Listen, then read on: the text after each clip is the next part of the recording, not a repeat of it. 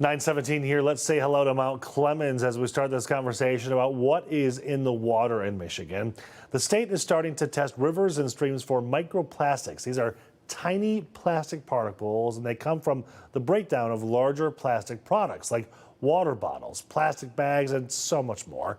They are an environmental and health concern, and we know they can end up in your drinking water. It's why the Michigan Department of Environment, Great Lakes and Energy is holding the first ever Great Lakes Microplastics Summit. It's happening on October 22nd. That is free to attend.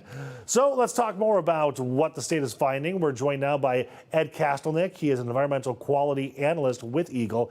Eddie, thank you so much for joining us here. This sounds really serious. Yeah. There's certainly a lot of research that is currently ongoing on this issue, especially in the Great Lakes, and we're finding it in a lot of different places throughout our environment, and in humans and animals and things. So it certainly does. We're taking it seriously, but there still is more research to be done on a variety of these issues. Yeah. So my understanding is that you started doing some of the research, and so far you're finding that microplastics are almost everywhere. Is that true? Yeah. So we have currently sampled 50 rivers and streams throughout Michigan, and we've found microplastics in every river that we have sampled so far. However, we just have data for one round of 3 rounds of sampling that's happening every year for the next 4 years. So there's still data that we need to get before we start getting a better understanding of microplastics in rivers and streams. And additionally, we need to check the data and analyze the data before we can start making specific conclusions on what the data means for Michigan. Sure. I know as a researcher that you don't like to jump to conclusions, especially this early on in your studies, but yeah. Can you kind of give me a basic idea of what this could mean? Like, is this harmful or harmful only in great doses? Sure. Yeah. So, microplastics are problematic for, a variety of reasons. So they come from a lot of things. So they can come from your clothes. They can come from vehicle tires. They can fragment from larger plastic items like you were talking about earlier. And they're not known to break down very quickly in the environment. So they just keep getting smaller and smaller. And they're really widespread throughout the environment and our everyday lives. So, current research is showing that microplastics can have effects on organisms in the environment. And, we know it's in humans, it's in our bodies.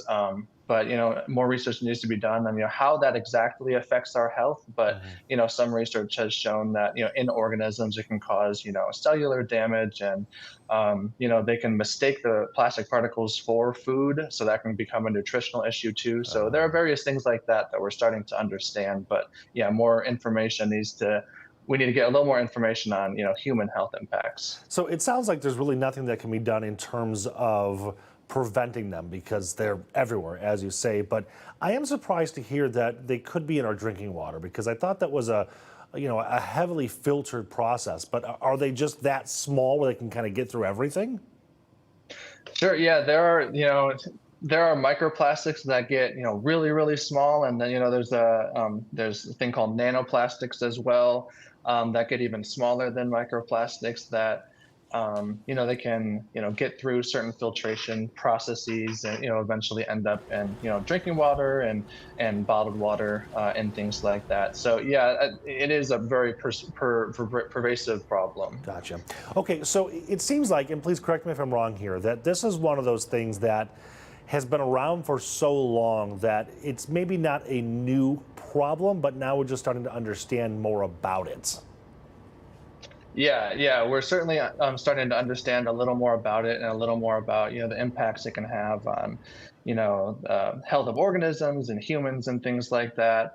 But yeah, it's plastic production and the production of microplastics has been going on for a while now, and we're starting to see the effects of the accumulation of these plastics across the environment. So with something so tiny, is there anything that can be done to prevent what's happening, or is it more on a regulation side? Sure. Yeah, I think one of the main things that can be done, from a public perspective, like one of the best ways to tackle this issue is just frankly, just reduce the consumption of plastic Mm, materials, mm. through substituting plastic products for reusable alternatives. So preventing, those plastics from, getting into the environment and then breaking down will help, prevent the microplastics from accumulating in the future. Gotcha. Okay, Eddie, we talked about the summit that you're going to have. Can you tell us Yeah. where that is, when it is, like what's the information if we want to go visit? Sure. Yeah, it's a virtual summit, so it is online, and yeah, it's open to anyone who's interested in learning more about microplastics, specifically where they're found, how they're sampled, and how we count them and how we figure out what plastic they are, as well as what current research says about how they affect organisms and how they affect humans. So Gotcha. it'll take place from 8:30 to 5 Eastern, and we have a bunch of experts that are going to present over the topics I mentioned above. Okay, and then the link, is that going to be on your website then? Yep. It's on EGLE's website. Yeah. Got it. A quick Google search. Okay, Eddie, thank you so much for your time Sure. this morning. We appreciate your insight. Yeah. Thanks for having me.